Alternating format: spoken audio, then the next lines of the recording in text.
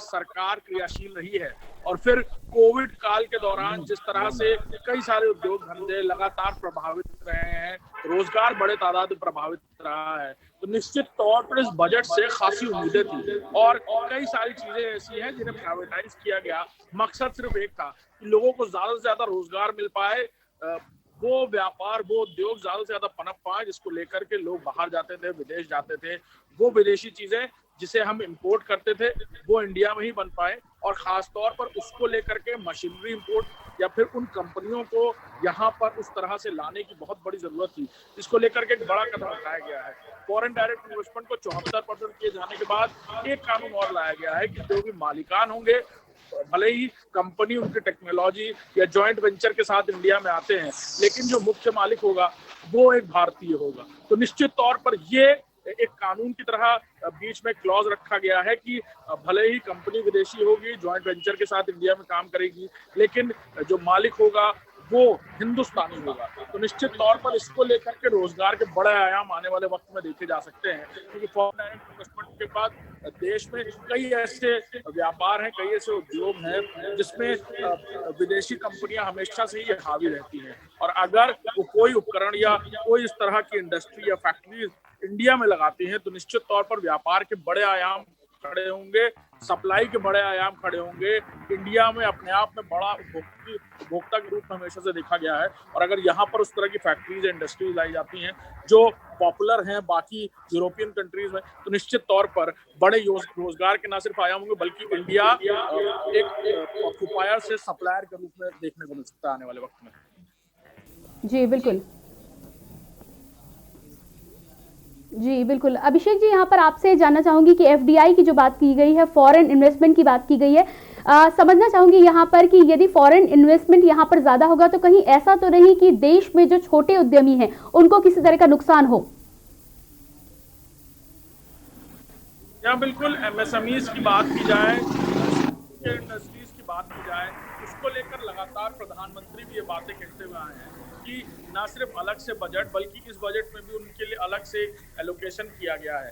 साथ ही साथ कोविड काल के दौरान जो उद्योग खास तौर पर प्रभावित रहे हैं, जो छोटे कुटीर उद्योग थे या छोटे व्यापार थे, उसको लेकर, उसको बढ़ावा दिए जाने को लेकर खासी नीतियां सरकार ने बनाई थी। लेकिन इस बजट की खास तौर पर बात की जाए और एफडीए से इसको प्रभावित होने की बात की जाए, तो एफडीआई को लाने का और एफडीए को लाने का सीधा सा एक मकसद रहा होगा सरकार का कि वो उद्योग जो इंडिया में उस तरह से पॉपुलर नहीं हो पाए हैं, जिसकी फैक्ट्री, जिसकी मैन्युफैक्चरिंग, जिसकी मशीनरी, जिसकी इक्विपमेंट्स इंडिया में उस तरह से नहीं बन पाती हैं, वो विदेशी कंपनियां यहाँ पर आकर के जॉइंट वेंचर करें। साथ ही साथ एक क्लॉज और रखा गया है ताकि उन छोटे उद्योग को, उन छोटे व्यापार को जो हमेशा से कंज्यूमर की तरह दिखते हुए नजर आए हैं बड़े लंबे समय तक, वो सप्लायर के रूप में शामिल हो, और जब वो बड़ी कंपनियां यहाँ पर आकर के अपने उद्योग धंधे स्थापित करें, तो वो छोटे उद्योग, वो छोटे व्यापार उन कंपनियों के लिए सप्लायर की तरह सामने आ पाए। तो निश्चित तौर पर आने वाले वक्त में बड़ा निवेश हो सकता है। जॉइंट वेंचर्स के साथ बड़ी कंपनियां इंडिया में काम करती हुई नजर आ सकती हैं, और खास तौर पर एक और क्लॉज बीच में रखा गया कि उन कंपनियों के जो मालिकान होंगे, यानी कि जॉइंट वेंचर भी होता है तो मेजर परसेंटेज होल्डर या मेजर शेयर होल्डर एक भारतीय होगा। यानी कि अगर जॉइंट वेंचर होता है, विदेशी कंपनी यहाँ पर अगर काम भी करती हैं, तो मुख्य मालिकान के रूप में कोई भारतीय शामिल होगा। तो निश्चित तौर पर इससे उन छोटे व्यापारों को, उन छोटे उद्योगों को भी एक खासा सहारा मिलेगा जो बड़े तादाद को सप्लाई नहीं कर पाते थे। अब वो देश में ही उन सामानों को बनाकर यहीं पर उन कंपनियों को जो विदेश से यहाँ पर आकर अपने उद्योग धंधे स्थापित करेंगी, उन्हें वो अपना मटेरियल सप्लाई कर पाएंगे, रॉ मटेरियल सप्लाई कर पाएंगे। जी बिल्कुल, तो यहाँ पर छोटे उद्यमियों का भी ख्याल रखा गया है। अमित जी, आपके पास आना चाहूंगी, जानना चाहूंगी कि जगदम्बिका पाल जी की प्रतिक्रिया भी हमने सुनी, और साथ ही साथ प्रधानमंत्री नरेंद्र मोदी ने इस बजट की बहुत सराहना की। आपका क्या कहना है इस पर? देखिए, जो आत्मनिर्भर भारत की बात लगातार कही जा रही है, वो झलक कहीं ना कहीं देखने को मिलती है, और यही बड़ी वजह थी कि परिवहन विभाग की बात करें तो 1 लाख करोड़ से ज्यादा का बजट आवंटित किया गया है, जबकि तमाम प्रदेशों को, चाहे असम की बात करें या हम पश्चिम बंगाल की बात करें, तमिलनाडु की बात करें, जहां हाईवे बनाने के लिए सरकार ने पैसे देने की बात कही है। यानी सरकार जो है कि हाईवे, एक्सप्रेसवे के माध्यम से बड़ा इंफ्रास्ट्रक्चर खड़ा करना चाहती है, जिससे लोगों को रोजगार मिले। सरकार अगर पिछले हम 1-2 साल से देखें तो लगातार सरकार जो है नौकरी की बात नहीं करी। यहाँ तक कि बिहार जो चुनाव था उसमें भी सरकार ने नौकरी की जगह रोजगार की बात कही है, और सरकार का मेन मकसद है कि कैसे लोगों को रोजगार मिले और नौकरी की जो फाउंडेशन है वो दौची अर्थमंत्री निर्मला सीतारमण, अर्थ राष्ट्रमंत्री श्री अनुराग ठाकुर यांकु भी मु धन्यवाद दौची।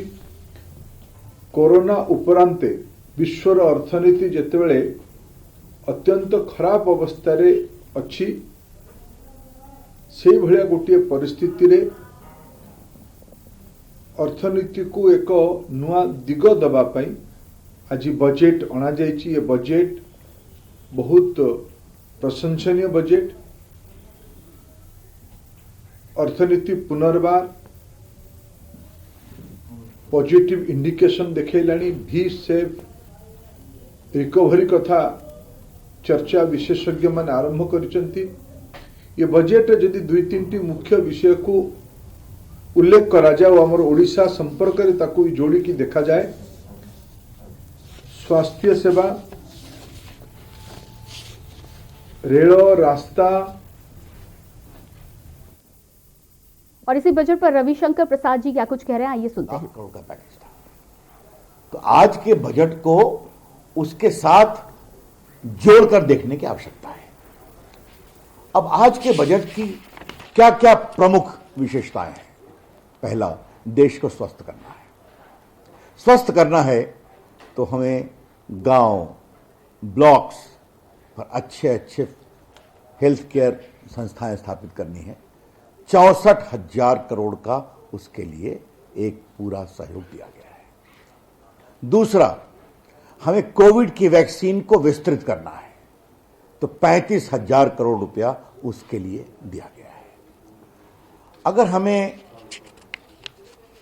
लोगों के स्वास्थ्य की चिंता करनी है, लोगों को स्वस्थ पीने का जल मिले, यह भी जरूरी है, तो जल जीवन मिशन में 1,41,000 करोड़ रुपए की व्यवस्था की गई है।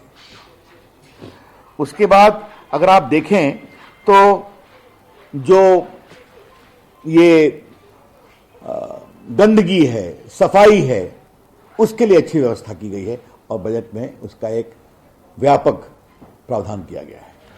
तो अगर स्वस्थ होना है तो अच्छा खाना हो, तो न्यूट्रिशन हो, तो दवाई हो, तो वैक्सीन हो, और ढांचागत सुविधा आगे बढ़े, चाहे अच्छा जल मिले या न्यूट्रिशन फूड मिले या बाकी हो। तो ये है एक प्रकार से भारत को स्वस्थ करने की कवायद। अब भारत को सिर्फ स्वस्थ किया तो भारत की वित्तीय अवस्था को भी मजबूत करना है, तो उसमें 3 बातें समझनी बहुत जरूरी है। Number 1, production link incentive. Bharat में आओ, भारत में बनाओ, और यहां भी बाजार है और बाहर में एक्सपोर्ट करो। तो 1,97,000 करोड़ 13 आइटम्स में दिया गया है। और आपको मालूम, मैंने पहले भी चर्चा की थी कि भारत दुनिया का एक बहुत बड़ा मोबाइल मैन्युफैक्चरिंग सेंटर बना है। एप्पल कंपनी, बाकी कंपनियां भारत में आ गई हैं, और इन सबों ने PLI स्कीम के अंतर्गत आने वाले 5 साल में 10 लाख करोड़ का मोबाइल और कंपोनेंट बनाने के लिए अपना आवेदन दिया है। उनका उत्पादन शुरू हो गया है और लगभग 9 लाख लोगों को नौकरी देंगे। अब देखिए, टेक्सटाइल के लिए 7 टेक्सटाइल सेंटर। और मुझे इस बात के लिए बहुत खुशी है कि आज हमारे IT और IT इंडस्ट्रीज। और बजट पेश करने के बाद वित्त मंत्री की प्रेस कॉन्फ्रेंस इस समय चल रही है, आइए आपको लिए चलते हैं। I welcome you all to this press conference on Union Budget 2021-22. I offer my sincere congratulations to the Minister of Finance and Corporate Affairs, Srimati Nirmala Sitharaman ji, for presenting the budget in Parliament today. Ma'am, we are privileged and honored to have you with us. I extend a warm welcome to you, ma'am. I extend warm welcome to Minister of State for Finance and Corporate Affairs, Shri Anurag Singh Thakur ji.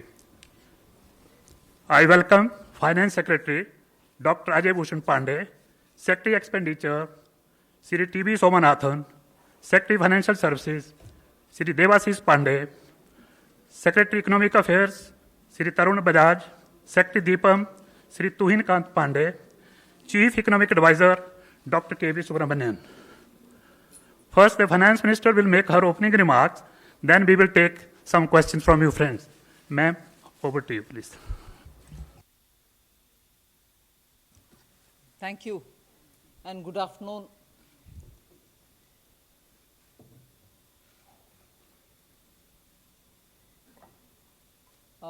This budget, of course, comes at a time when all of us desire to give greater impetus to the economy. And that impetus, we thought, would be qualitatively spent and give the necessary demand push if we choose to spend big on infrastructure. That is why, if there are two important features of this budget, it is that we chose to spend big on infrastructure, which spans across roads, bridges, ports, power generation, and so on. And also to, as a second feature, attend to the need of the health sector. And even there, capacities for better health management had to be brought in the light of what we have gone through in the last year. And therefore, capacity building in health has taken a very big place in the budget. I've just given a probably just a feeler on what capacities we are talking about, whether it is establishing of labs, whether it is establishing of National Institute of Virology, or whether it is looking at the blocks where you need critical care centers, or whether you're looking at testing labs. Let's just remind ourselves that when the lockdown happened, we had probably just a few, two, if I'm right, 2 or 3 testing labs in this country. During the lockdown, that number was increased to a couple of hundred. Now, therefore, one of the things that we've aimed here is testing labs, Institute of Virology, aspirational districts having better health care. So, infrastructure spend for health has gone down to the level of planning for the block level requirements, aspirational district level requirements, state level requirements, and national institute level requirements. So 2 features, when I said, are one in general spending on infrastructure, for which there is a 37% increase in the budget. 5,45,000 crores is what we are giving for this year. And health, it was also something which received something like 94,000 crores in BE of this year, has gone to 223 lakh crores. So you find big numbers in health, big numbers in infrastructure. But this doesn't really mean that we've ignored agriculture, where there too we have placed emphasis. I've increased, as I read it out in the budget, the allocation for NABARD for being able to send more credit through to the farmers. Agricultural infrastructure development cess is something which we are bringing in without on any one single item wherein we are putting the cess, the end consumer paying more than what he is paying today. It is just a restructuring we've done, for instance, of the basic customs duty, where it was, let us say, 12%, we brought it down to 7% and added possibly only 3% on the infrastructure development cess. End of the day, the consumer has ended up paying that much only or less. In no category has he ended up paying more after the agricultural infrastructure development cess. That we have done only because we wanted to be sure that in order to improve agricultural infrastructure, we have a dedicated amount coming out of the budget, rather than that going into the consolidated fund. It might still go, but we know what has got to be used for agricultural infrastructure. So if these are the kinds of things broadly we've done, equally important is the reform that we're bringing in the financial sectors. Disinvestment to continue, LIC to have IPO, insurance sector to have more in terms of opening up for 74% for FDI. These are very clearly steps, progressive steps in financial sector. Other than that, one major cry of all the banks have been the NPAs, for which we have been repeatedly giving capital infusion.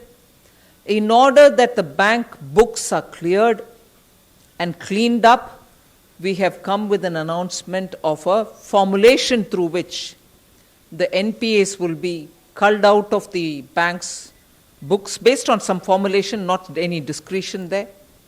It goes to a holding company like structure, which after doing the necessary sprucing up and also cleaning up and weeding out problems of that particular asset, will be through an open process attract asset reconstruction companies which can come and bid for those assets. Even at that stage, after some haircut obviously, banks.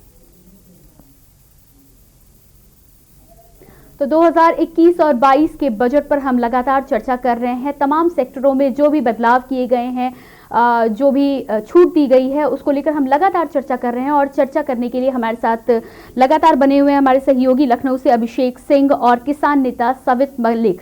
अगला सवाल मैं सवित जी से यहाँ पर लेना चाहूंगी। सवित, और इस चर्चा को हम आगे जरूर बढ़ाएंगे, लेकिन इससे पहले रुकते हैं एक छोटे से ब्रेक के लिए, फौरन होते हैं हाजिर। आप देख रहे हैं के न्यूज, खबरों का सारथी।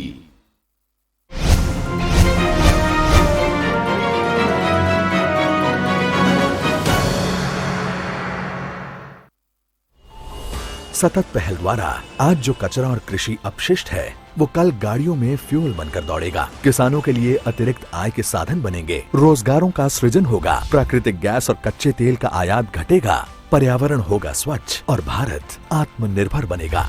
सतत पहल, sustainable alternative towards affordable transportation.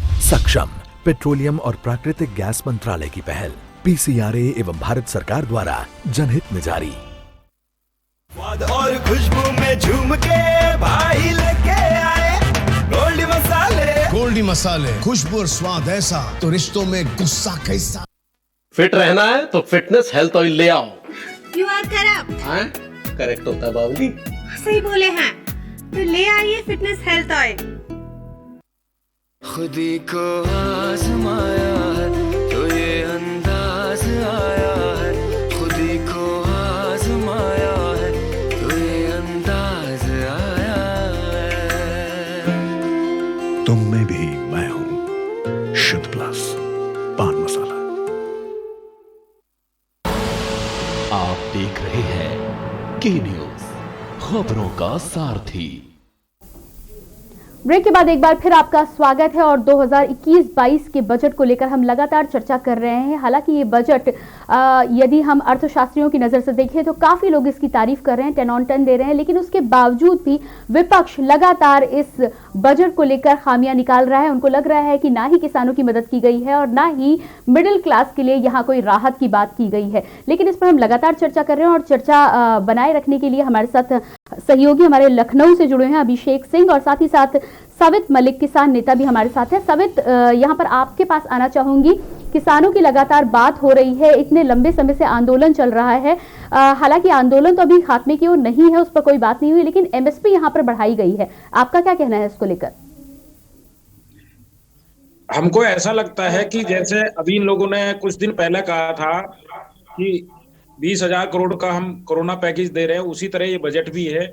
किसानों को और मध्य वर्ग को इससे कोई लाभ नजर नहीं आ रहा है। हम लोगों की तमाम मांगे थी, तमाम वो थे लेकिन कुछ नहीं। हम लोग लगातार इनसे मांग कर रहे हैं कि एमएसपी की गारंटी दो, उस पर इन्होंने कुछ नहीं बोला है। 3 कानूनों पर कुछ नहीं बोला है। दूसरा, किसान सम्मान निधि जो ये दे रहे हैं, हमने उसकी मांग करी थी कि 25,000 या 30,000 रुपए साल में वो मिलनी चाहिए। दूसरी हमारी बहुत पुरानी एक मांग है कि जो 60 साल के किसान और मजदूर है, रिटायर हो जाते हैं, उनको 5,000 रुपए पेंशन महीने में मिलनी चाहिए। मनरेगा के जो मजदूर हैं, हमारी मांग थी कि खेती से जोड़ दिया जाए ताकि उनको मजदूरी समय पे मिलती रहे और किसान की लागत कम हो जाए। दूसरा, डेयरी उद्योग जो है, हमारी मांग थी कि भाई दूध का जो है उसका भी रेट फिक्स किया जाए, उस पर भी एमएसपी हो। दूध पे इन्होंने कुछ नहीं बोला है। मंडी व्यवस्था ये कह रहे कि हम खत्म नहीं करेंगे, लागू रहेगी। मंडियों को लेकर कोई घोषणा नहीं की है। दूसरा, हमारा जो केकेसी है, कृषि क्रेडिट कार्ड, उसका जो ब्याज दर है वो 1 तारीख से बताया कि बढ़ाने जा रहे हैं। हम लोग हमेशा मांग करते रहे हैं कि उसको कम से कम ब्याज पे दिया जाए और ऐसा हो कि बगैर ब्याज के दिया जाए तो और अच्छा है। और लगातार किसान कृषि ऋण में दबता जा रहा है। कोई भी ऐसा उपाय इन्होंने हमको नहीं दिखाया कि जिससे किसान को उससे बाहर निकाला जाए, और कर्जा देने की बात कर रहे हैं। लेकिन सभी यहाँ पर राहत की शुरुआत जरूर की है। एमएसपी को 1.5 गुना उन्होंने बढ़ाया जरूर है। क्या इसको लेकर कोई फायदा आपको नहीं मिलने वाला? नहीं, इससे हमको नहीं लगता कि हमको, जैसे पश्चिमी यूपी का गन्ना किसान है, हम लोगों का पिछले 3 साल से 1 भी रुपया नहीं बढ़ा गया है। और इन्होंने कहा है कि हम तेजी लाएंगे भुगतान में। इन्होंने पहले भी हमसे वादा किया था कि 14 दिन में गन्ने का भुगतान करेंगे, लेकिन अभी तक पिछले साल का भी गन्ने का भुगतान नहीं हुआ। दूसरे 5 महीने हो गए लगातार मिल को चलते हुए। अभी तक हमको यही नहीं पता कि हमको भाव क्या मिलेगा। पहले हमारी गन्ने की जो मिल की पर्ची थी उस पर 0 डालते थे, अब ये एज पर एसएपी डालने लगे, राज्य परामर्श मूल्य। लेकिन अभी सरकार ने घोषणा ही नहीं की है कि क्या मूल्य मिलेगा। तो किसान तो ऐसी स्थिति में है कि वो अपनी फसल डालता जा रहा है। जैसे ही हमको तारीख पर तारीख दे रहे हैं, ऐसे ही हमको अभी यही नहीं पता कि हमारा मूल्य क्या होगा। तो हम कैसे इनकी बातों पे विश्वास कर ले? हमारे लिए तो निराशाजनक है ये बजट। जी बिल्कुल, सभी आपके पास वापस लौट कर आऊंगी। अभिषेक, यहाँ आपसे जानना चाहूंगी, सवित को ऐसा लगता है कि किसानों की ज्यादा मदद नहीं हुई है। आपको क्या लगता है इस बजट को देखने के बाद? अभिषेक, क्या आप मुझे सुन पा रहे हैं? जी अभिषेक, क्या आप तक मेरी आवाज पहुंच पा रही है? शायद अभिषेक से संपर्क हमारे यहाँ पर टूट गया है। वापस लौटेंगे और सवित से हमारी बातचीत हो रही थी। सवित, आपसे एक बार फिर से ये जानना चाहूंगी कि काफी ऐसी समस्याएं हैं जिनका आपने जिक्र किया है। आपसे एक बार फिर से कृषि बिलों पर बात करना चाहूंगी। क्या कुछ बात आगे बढ़ी है इस बारे में सरकार की ओर से? कहीं कुछ आपको इशारा मिला है कि इस पर बात हो सकती है या नहीं? देखो, मैं लगातार आपके चैनल के माध्यम से भी बात उठाता रहा हूं कि जो भी हमारी और सरकार की बात होती है उसका लाइव प्रसारण होना चाहिए। जैसे आज हमारे वित्त मंत्री जी ने बजट पेश किया, उसका पूरे भारत ने देखा, लाइव प्रसारण हुआ। तो लोकसभा राज्यसभा का जब लाइव प्रसारण होता है, किसानों की और सरकार की जो बात होती है उसका लाइव प्रसारण होना चाहिए। सरकार कह रही थी हम एमएसपी पर लीगल गारंटी देने को तैयार हैं, लेकिन आपने देखा बजट में उन्होंने इस पर कोई बात नहीं करी। वो कह रहे थे हम किसानों की बहुत सारी बात मांग रहे हैं, उन्होंने कोई भी ऐसा बजट के अंदर ये नहीं दिखाया जो इतने दिन से किसान बैठा हुआ है उसकी हम कोई बात मान रहे हैं। जी बिल्कुल, यहाँ पर सभी तो आपको काफी नाराजगी है यहाँ पर बजट को लेकर, और कुछ राहत की बात किसानों के लिए फिलहाल नहीं आई है, ऐसा हमारे किसान नेता सवित मलिक का कहना है। सवित, यहाँ पर आपसे जानना चाहूंगी कि किसानों की यदि हम बात छोड़ दें तो उसके अलावा ओवरऑल आपको क्या लगता है ये बजट आगे आने वाले समय में भारत के लिए कोई फायदा लेकर आएगा या आपको इसमें भी घाटा नजर आता है? जी, इसमें एक ही चीज कही गई है कि हम इतने सारी फैक्ट्रियां और बेच देंगे। इसमें आता हुआ कुछ नहीं दिख रहा। भारत की जो प्रॉपर्टी है उसकी जाने की बात हमको दिख रही है।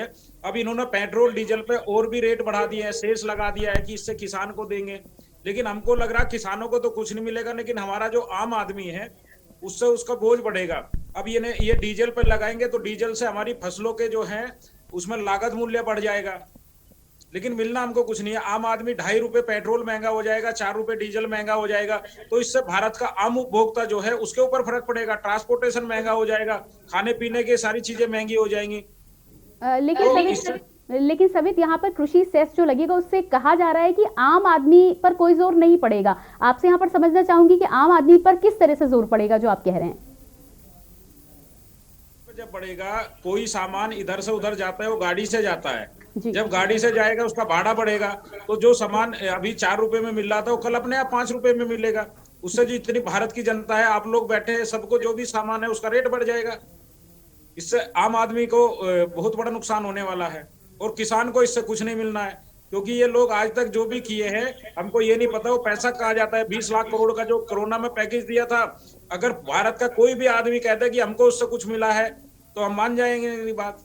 जी बिल्कुल। सवित, यहाँ पर आपसे राय जानना चाहूंगी, आपको क्या लगता है कि सरकार को क्या कुछ करना चाहिए था किसानों की राहत के लिए, जिससे उन्हें फायदा मिलता और उन्हें लगता कि उनकी बात कहीं ना कहीं सुनने की शुरुआत की जा रही है? हमको ऐसा लगता है कि इनको एक तो एमएसपी निश्चित करनी चाहिए, जिससे सरकार किसान को ये पता हो कि मैं ये फसल बो रहा हूँ, कोई भी फसल, तो मुझे इतने रुपए में ये बेच दी जाएगी और ये मुझे मुनाफा मिल जाएगा। जब हमको ये नहीं पता कि हमको क्या बोक है, क्या मिलेगा, एमएसपी की गारंटी होनी चाहिए। दूसरा, जो हमारे किसान सम्मान निधि है उसको बढ़ा देना चाहिए इनको। दूसरा, हमारे जो मनरेगा के मजदूर हैं उनका खेती में इस्तेमाल करने की इजाजत देनी चाहिए, जिससे उनको लगातार रोजगार मिल सके और किसान की जो लागत आय है वो कम हो जाएगी।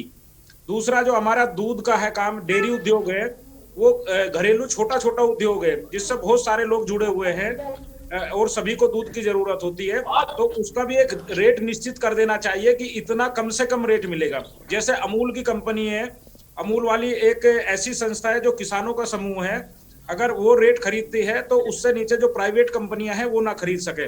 दूसरा, हमारा जो केकेसी है, कृषि क्रेडिट कार्ड, उसकी इनको लिमिट डबल कर देनी चाहिए और ब्याज उस पर 0 कर देना चाहिए या 1% कर देना चाहिए। मंडियों की इनकी व्यवस्था और करनी चाहिए थी, जी बिल्कुल। जी बिल्कुल। और इससे पहले हम आपकी बात को पूरा करें, हमारे साथ बिहार के पूर्व डिप्टी सीएम बजट को लेकर कुछ कह रहे हैं, आइए जानते हैं। बजट नहीं था बल्कि देश का सेल था। देश निर्माण के लिए कोई बजट नहीं, बल्कि ये देश बेचने का बजट था। सब लोग जानते हैं, पहले रेलवे को बेचा, एयर इंडिया को बेचा, भारत पेट्रोलियम को बेचा गया, तरह तरह की संस्थानों के संपत्तियों को बेचा गया और ये पूरी तरीके से जितने प्रतिष्ठान हैं और जितनी संपत्तियां हैं बची हुई देश की, उसको बेचने की तैयारी और निजी क्षेत्रों में देने की तैयारी चल रही है। इस बजट में और क्या बिक रहा है? गैस पाइपलाइन है, स्टेडियम है, सड़क मार्ग है, वेयर हाउसेज हैं, जो देश की संपत्तियां रही उसको और बेचने की पुरजोर तरीके से तैयारी की जा रही है। आम नागरिकों का कमर तोड़ दिया गया है और केवल कुछ चंद लोगों का ही इस बजट में ख्याल रखने का काम भारत सरकार ने किया है। आप देखे होंगे कि बिहार में डबल इंजन की सरकार है और लोग कई एक बजट बिहार का देख लिया, भारत सरकार का देख लिया कि बिहार के लिए उन लोगों ने क्या किया। बिहार को पूरी तरीके से ठगने का काम किया गया और अद्भुत है, जब बिहार को कुछ नहीं मिल रहा था तो बिहार से जो जीते हुए 39 सांसद हैं वो टेबल थपथपा रहे थे। बिहार को एक भी इंफ्रास्ट्रक्चर के लिए कुछ नहीं मिला, कोई विशेष पैकेज नहीं, स्पेशल स्टेटस तो दूर की बात है, लेकिन कोई चारों तरफ से दबे हुए एक काम ऐसा बिहार के लिए कोई योजना के तहत या कोई अलग बिहार को देखते हुए अगर कोई प्लानिंग अगर की गई होती तो शायद आप लोगों को, हम लोगों को खुशी होती, लेकिन बिहार को पूरी तरीके से इग्नोर किया गया। हम तो बिहार के मुख्यमंत्री से पूछते रहेंगे कि केवल हाथ ही हिलाएंगे या बताएं कि बिहार को इस बजट से क्या मिला। बिहार में डबल इंजन की सरकार है तो क्या दिख रहा है अलग? क्या आपको विशेष तौर पे बिहार को मदद मिली, सहयोग मिली, चाहे इंफ्रास्ट्रक्चर के क्षेत्र में हो या किसी अन्य क्षेत्र में हो? पूरी तरीके से बिहार के साथ जो है सौतेला व्यवहार किया गया और केंद्र सरकार लगातार जो है ये कहती रही है कि 2022 तक जो है किसानों का आय दुगुना करेंगे, लेकिन 2020 में ही भिखारी बनाने की तैयारी केंद्र सरकार ने कृषि बिल के माध्यम से कर दिया है।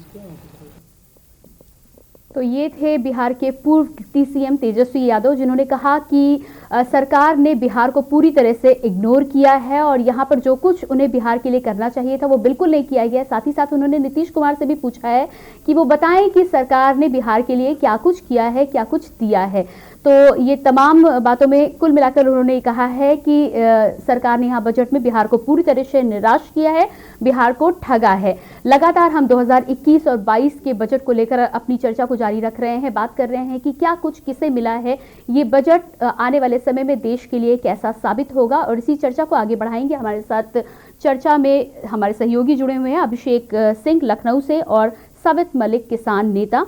अभिषेक, अगले सवाल के लिए आपके पास आना चाहूंगी, और जैसा कि आप लगातार सुन रहे हैं, सावित मलिक ने यहाँ पर कहा कि किसानों के लिए यहाँ पर कुछ नहीं मिला है, इस सरकार ने उन्हें निराश ही किया है। मैं आपसे जानना चाहूंगी कि आप क्या कहना चाहेंगे इस बात पे।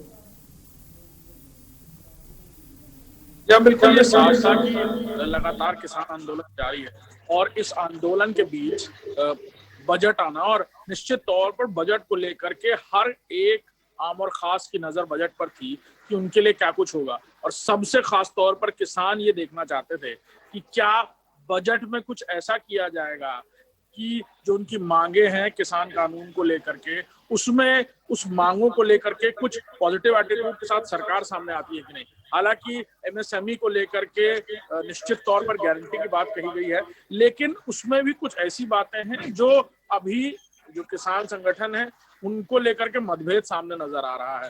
हालांकि ये साफ था कि एमएसएमई के रेट तय किए जाने को लेकर के, एमएसपी के रेट तय किए जाने को लेकर के, किसान की जो बाकी मांगे थी, यानी 8 मांगों की, मुख्य 8 मांगों की बात की जाए, उसको लेकर के किसान बिल्कुल चाहते थे कि आज बजट में कुछ ऐसी भी बातें हों जो के हक में हो, किसानों के सीधे तौर पर हित में हो, चाहे वो सीधे बाजार तक उन्हें ले जाकर बिक्री के लिए कुछ एलोकेशन किया जाए, मंडियों के लिए कुछ एलोकेशन किया जाए, या उसको लेकर के कुछ अलग घोषणा की जाए, या अलग से कुछ बजट पास किया जाए। निश्चित तौर पर इसको लेकर के उम्मीद हर कोई लगाया था, और खास तौर पर किसान भी।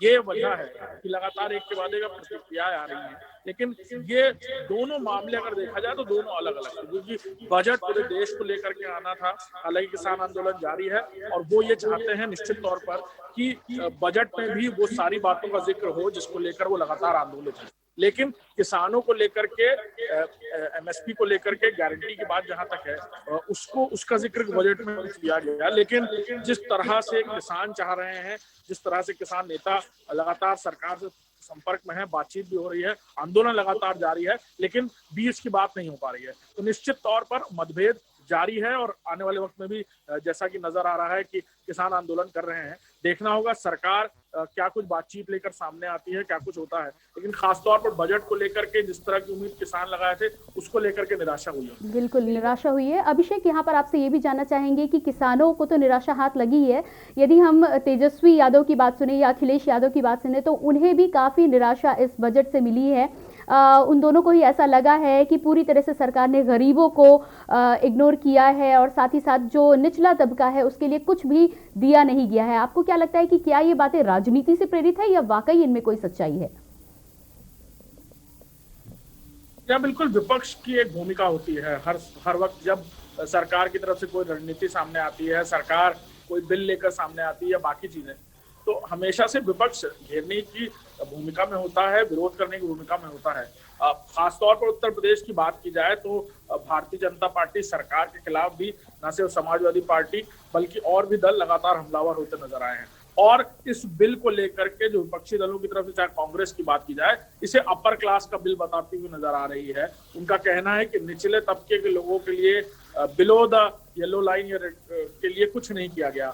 निश्चित तौर पर जिस तरह से एफडीआई को बढ़ावा दिया गया इस पूरे बजट में, जिस तरह से बाकी चीजों को, उद्योगों को, बड़े उद्योगों को बढ़ावा दिए जाने की बात है, उसको लेकर के खासे हमलावर होती नजर आई है विपक्ष। लेकिन ये भी अहम रहा है कि 1.5 लाख तक का जो लोन होगा छोटे घरों के लिए, उस पर ब्याज माफी की बात इस बजट में सामने आई है। हालांकि विपक्षी दलों की एक भूमिका है, वो अपनी भूमिका निभाते हुए नजर आ रहे हैं, और यही वजह है कि इस पूरे बजट को वो अपर क्लास का बजट ज्यादा कहते हुए नजर आ रहे हैं। जी बिल्कुल अभिषेक, कोरोना के बाद का ये बजट है और हम सब जानते हैं कि कोरोना के समय में हर देश की अर्थव्यवस्था कहीं ना कहीं पटरी से नीचे उतर चुकी है, नुकसान भारी मात्रा में हुआ है। ऐसे में जो ये बजट आया है ये उम्मीद लेकर आया है कहीं ना कहीं। आपको क्या लगता है कि इस समय में ये बजट सही तरह से आया है या फिर सरकार को यहाँ पर प्रावधान करना चाहिए था, कुछ और लोगों को खुश करने का प्रयास करना चाहिए था?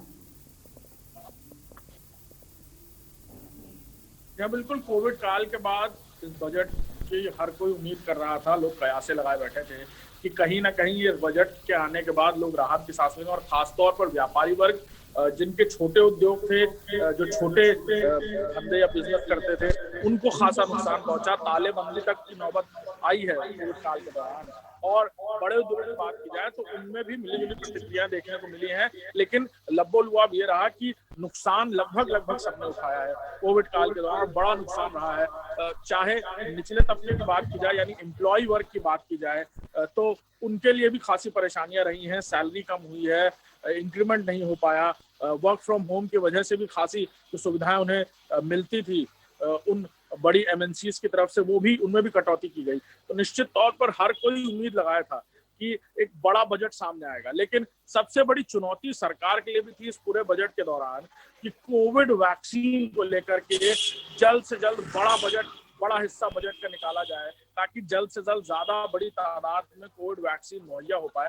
और जैसा कि देखने को मिल रहा है कि कोविड वैक्सीन को लेकर के अलग से बजट घोषित किया गया, बड़ी तादाद में जो पैसा है वो अलग से बजट में रखा गया है, और निश्चित तौर पर बड़ी चुनौती थी सरकार के लिए और है भी कि वो वैक्सीन हर एक आमो खास तक पहुंचे। सरकार की भी जिम्मेदारी रहेगी, और इन सारी चीजों के बीच एफडीआई को लाना, बाकी छोटे उद्योगों के लिए भी अलग से कोई स्कीम लाना, 75 साल तक के लोगों के लिए आरटीआई को पूरी तरह से फ्री किया जाना और पेंशन पर भी आरटीआई मुक्त किया जाना, तो ये वो अलग तरीके की चीजें जो हैं वो बजट में देखने को मिली हैं।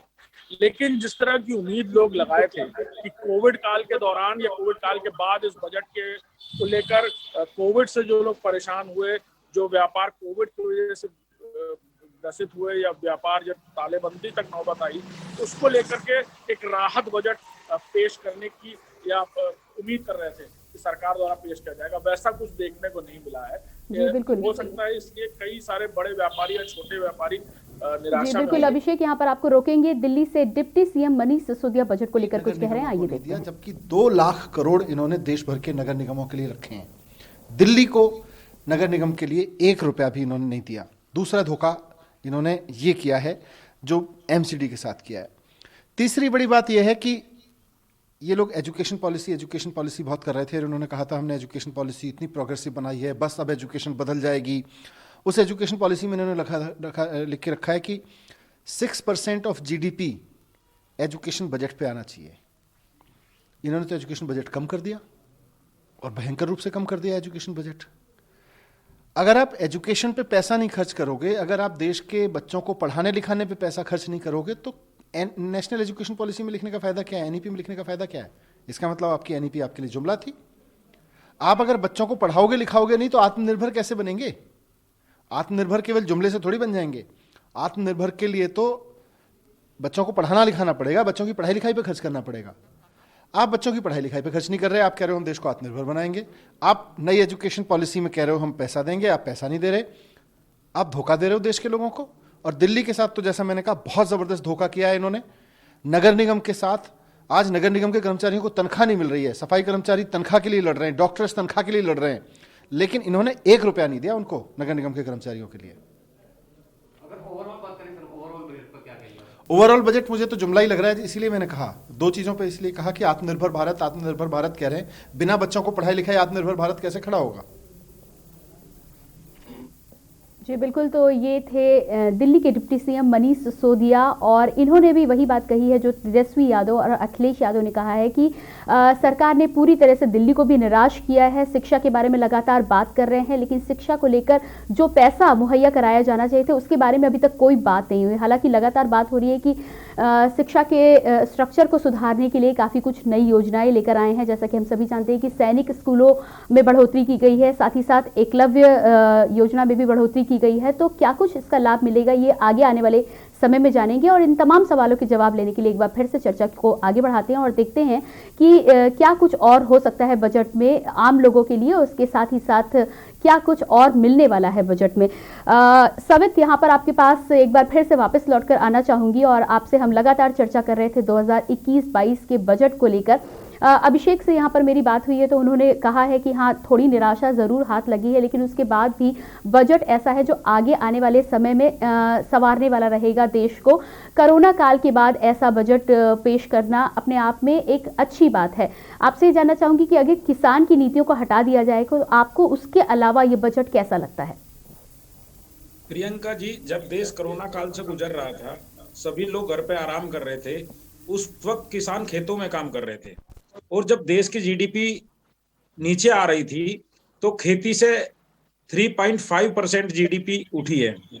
तो इन लोगों को सबसे पहले तो खेती के जितने भी उपकरण हैं उन पर भी सब्सिडी देनी चाहिए थी, और खेती वाला जो बजट है उसको बढ़ाना चाहिए थे, रक्षा वाला बजट बढ़ाना चाहिए था, और शिक्षा पे बजट बढ़ाना चाहिए था। क्योंकि ये बिल्कुल सही बात है कि जब हमारे बच्चे आगे पढ़े लिखेंगे तभी वो देश का नाम रोशन कर पाएंगे, आगे जा पाएंगे। दूसरी, हमारे पास जो दो पड़ोसी देश है, पाकिस्तान और चीन, उनसे लगातार मनमुटाव होता रहता है। तो उसके लिए रक्षा बजट में भी इनको काफी बदलाव करना चाहिए था, क्योंकि अभी आपने पिछली बार देखा चीन के पास काफी आधुनिक हथियार हैं, हमारे देश के पास उतने हथियार अभी उपलब्ध नहीं है। तो उसको लेकर कहीं ना कहीं जो है उस पर भी होना चाहिए था। लेकिन कहीं ना कहीं इन लोगों ने देश में ये निजी जो उद्योग हैं उनको बढ़ाने वाला काम किया है, जिससे जैसे ईस्ट इंडिया कंपनी ने आके भारत पर कब्जा किया था, ऐसे ही उद्योगपतियों का कब्जा हमारे देश पर हो जाएगा। धीरे धीरे सरकार के हाथ से सब कुछ निकल जाएगा। और फिर मैं एक बार कहूंगा, जैसे हमारे गन्ना मिल हैं, वो सरकार के कहने पर, सुप्रीम कोर्ट के कहने पर भी किसानों को नहीं कर रहे हैं। तो जितने बड़े बड़े उद्योगपति आ जाएंगे, ये हमारे भारत को जो मिडिल क्लास है और किसान है उनको कहीं ना कहीं लूटने का काम करेंगे, और धीरे धीरे करके हमारे सारे उद्योग धंधे, हमारे रेलवे लाइन, एयरलाइंस और तमाम चीजें सब उद्योगपतियों के हाथ में चली जाएंगी। और एक समय ऐसा आएगा कि सरकार के हाथ में कुछ नहीं बचेगा, वो चाहकर भी अपने आदमी की मदद नहीं कर पाएगी। जी बिल्कुल सर। अभिषेक, यहाँ पर आपके पास फिर से वापस आना चाहूंगी। तमाम ऐसे नेताओं का कहना है, जैसा कि अभी तेजस्वी यादव ने भी कहा, अखिलेश यादव ने भी कहा कि सरकार देश के संसाधनों को बेचने का प्रयास कर रही है। आपको क्या लगता है, इस बात में कोई सच्चाई है?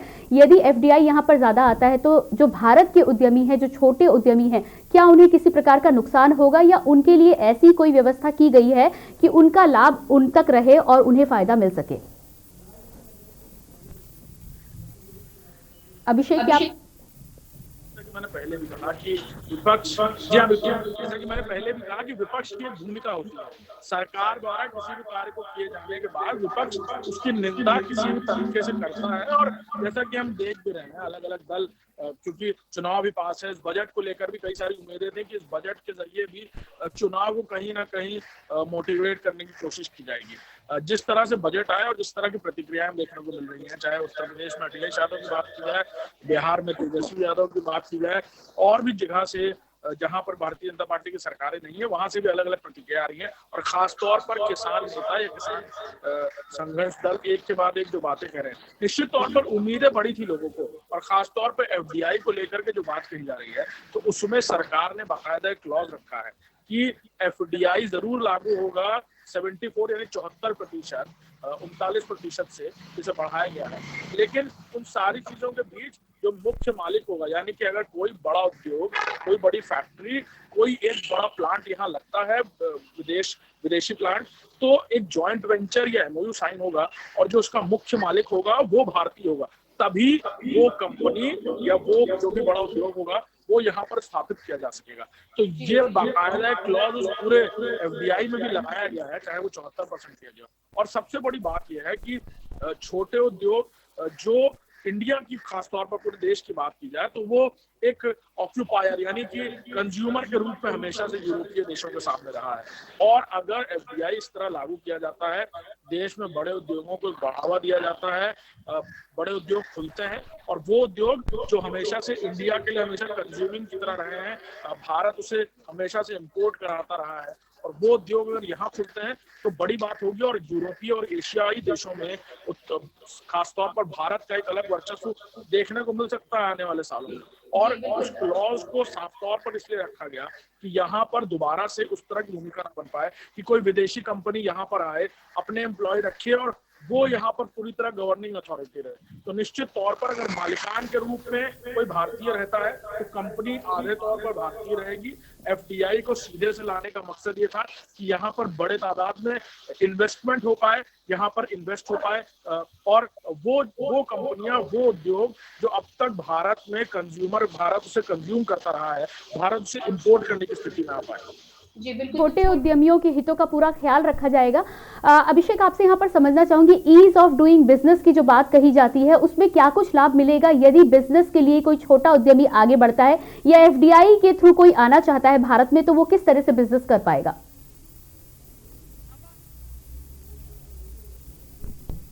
जी हाँ, बिल्कुल, ये साफ किया गया है कि 74% किए जाने के बाद भी अगर कोई विदेशी उद्योग या विदेशी व्यापारी यहाँ पर अपना इन्वेस्ट करना चाहते हैं तो उन्हें बाकायदा जॉइंट वेंचर करना होगा, एमओयू साइन करना होगा और जो मालिक यानी जो मैक्सिमम शेयर होल्डर होंगे वो कोई भारतीय होगा, तब जाकर वो उद्योग धंधा यहाँ पर स्थापित हो पाएगा। दूसरी सबसे अहम बात ये भी है। जी बिल्कुल, अभी इस चर्चा में हमारे साथ जुड़ने के लिए आपका बहुत बहुत धन्यवाद। सवित मलिक जी, आपका बहुत बहुत धन्यवाद। फिलहाल हम चर्चा कर रहे थे 2021-22 के बजट को लेकर। फिलहाल इस चर्चा में इतना ही, लेकिन ताज़ा तरीन अपडेट के लिए और बजट पर अपनी पैनी नजर बनाए रखने के लिए आप बने रहिए के न्यूज़ इंडिया के साथ।